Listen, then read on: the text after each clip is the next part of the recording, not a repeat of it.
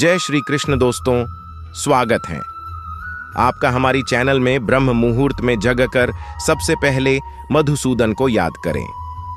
अपने स्वास्थ्य की रक्षा के लिए व्यक्ति को ब्रह्म मुहूर्त में बिस्तर छोड़ देना चाहिए।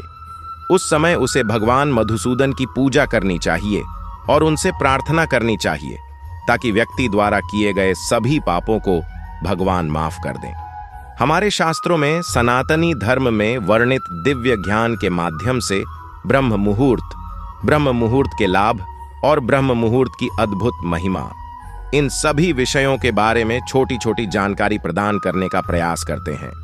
हमारे सनातन धर्म में ब्रह्म मुहूर्त का विशेष महत्व है।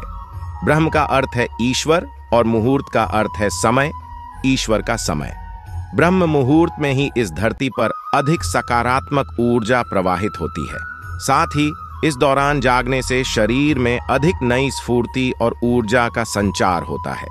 ब्रह्म मुहूर्त में सभी देवी देवता पृथ्वी पर विचरण करते हैं। ऐसे में देवताओं को प्रसन्न करने के लिए इस दौरान कुछ विशेष और अलग काम करने की सलाह दी जाती है। इसी को देखते हुए शास्त्रों के अनुसार कुछ ऐसे काम हैं जिन्हें कभी भी ब्रह्म मुहूर्त में नहीं करना चाहिए। आइए जानते हैं ब्रह्म मुहूर्त की अवधि कब से कब तक होती है और इस समय कौन से कार्य सर्वोत्तम होते हैं और कौन से नहीं। रात्रि के चौथे और अंतिम प्रहर, उषा काल से लेकर सूर्योदय से ठीक पहले तक के समय को ब्रह्म मुहूर्त कहा जाता है। 24 घंटे में 30 मुहूर्त होते हैं। 2 घंटे या 48 मिनट की अवधि को मुहूर्त कहा जाता है। दिन और रात के 29वें भाग को ब्रह्म मुहूर्त कहा जाता है। ब्रह्म मुहूर्त का समय रात के चौथे और आखिरी घंटे के आसपास शुरू होता है और सूर्योदय के साथ पूरी तरह समाप्त होता है।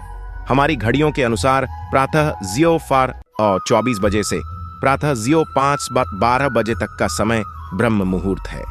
इसका मतलब है कि व्यक्ति को 4 से 5:30 बजे के बीच जागना चाहिए। यह नींद छोड़ने का सबसे सही समय है। एक ऐसी अवधि जब व्यक्ति को अपना बिस्तर छोड़ना ही पड़ता है, चाहे कुछ भी हो जाए। कई लोगों के मन में अब यह सवाल जरूर आता होगा कि धरती पर कई ऐसी जगहें हैं जहां सूरज तय समय से पहले ही उग जाता है। इस सवाल का जवाब यह है कि उन जगहों पर सूरज जितनी तेजी से उगता है उतनी ही तेजी से डूब भी जाता है।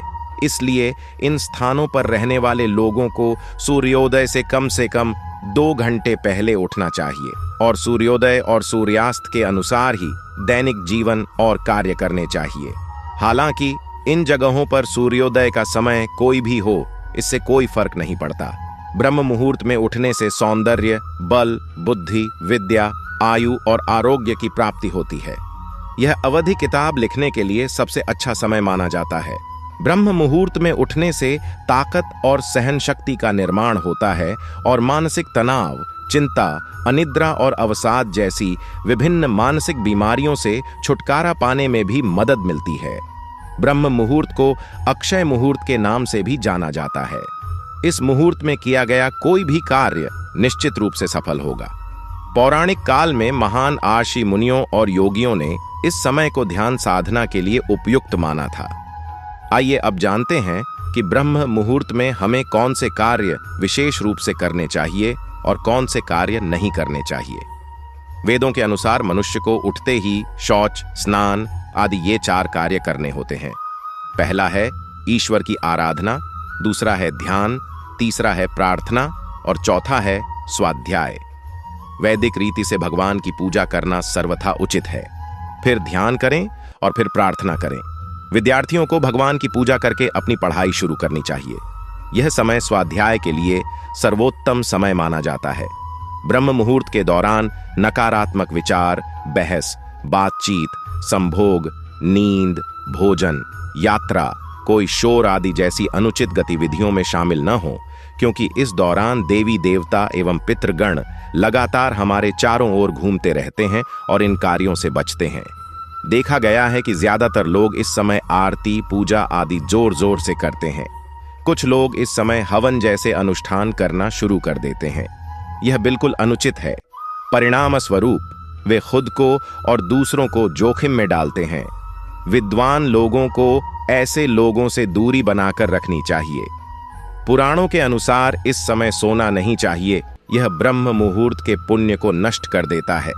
इसलिए इस समय सोना शास्त्रों में वर्जित माना गया है। अष्टांग हृदय के अनुसार केवल स्वस्थ लोगों को ही ब्रह्म मुहूर्त में उठना चाहिए, लेकिन शास्त्र गर्भवती महिलाओं, बच्चों, बुजुर्गों और किसी भी शारीरिक या मानसिक बीमारी से पीड़ित लोगों को ब्रह्म में जागने से प्रतिबंधित नहीं करते हैं। वे भी ब्रह्म में जागकर इस समय के सभी लाभ प्राप्त कर सकते हैं। इस समय पूरा वातावरण शुद्ध और शांतिपूर्ण रहता है, सत्वगुण प्रधान है। प्रमुख मंदिरों के द्वार भी केवल ब्रह्म में ही खुले होते हैं और नियम है कि भगवान की सजावट और पूजा केवल ब्रह्म में ही की जा सकती है, जो न केवल शास्त्रीय दृष्टि से है बल्कि ब्रह्म में भी बहुत महत्वपूर्ण माना जाता है। आयुर्वेद एवं आधुनिक चिकित्सा पद्धति। वैज्ञानिक शोध से पता चलता है कि ब्रह्म मुहूर्त के दौरान वातावरण प्रदूषण से मुक्त होता है और इस समय वातावरण में ऑक्सीजन, प्राणवायु अपने उच्चतम और शुद्ध स्तर पर होती है, जो फेफड़ों को शुद्ध करने के लिए बहुत महत्वपूर्ण है।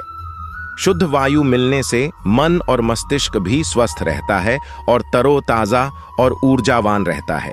आयुर्वेद के अनुसार इस समय बहने वाली वायु को अमृत कहा जाता है। इस समय उठने, बैठने, टहलने, व्यायाम करने आदि से भी शरीर में स्फूर्ति आती है। यदि आप ऐसा करते रहेंगे तो शरीर कमल के समान सुंदर हो जाएगा। ब्रह्म मुहूर्त में मन में नकारात्मक भावना नहीं रखनी चाहिए, अन्यथा मन में नकारात्मक भावना उत्पन्न होने से आप पूरे दिन तनावग्रस्त रहेंगे, जिससे मानसिक परेशानी भी हो सकती है।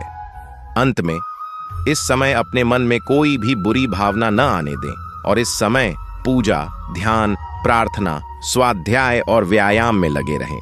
इस दौरान शुभ कार्य करने से वे संतुष्ट होंगे और पूजा पाठ से लोगों को भगवान की विशेष कृपा प्राप्त होगी। ब्रह्म मुहूर्त के लाभ और ब्रह्म मुहूर्त की अद्भुत महिमा, इन सभी विषयों के बारे में यहाँ छोटी छोटी जानकारी दी गई है। हमें उम्मीद है कि आपको यह जानकारी पसंद आई होगी। आपको हमारा यह वीडियो पसंद आया हो तो उसे ज्यादा से ज्यादा शेयर करें। तो मित्रों, आज के लिए इतना ही। फिर से मुलाकात होगी एक नए वीडियो के साथ। धन्यवाद।